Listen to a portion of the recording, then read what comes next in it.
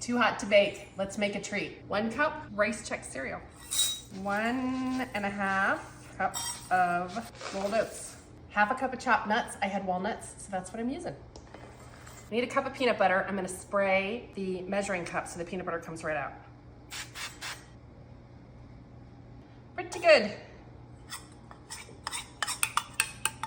1/2 cup of maple syrup. Splash of vanilla. Pinch of salt. Stir it up.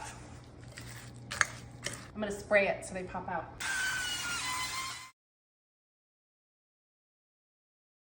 So I made a double boiler, which is just a pot with some simmering water.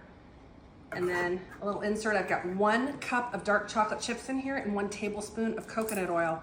And all we're gonna do is just melt them together. You can also do this in the microwave. Ooh, melty chocolate.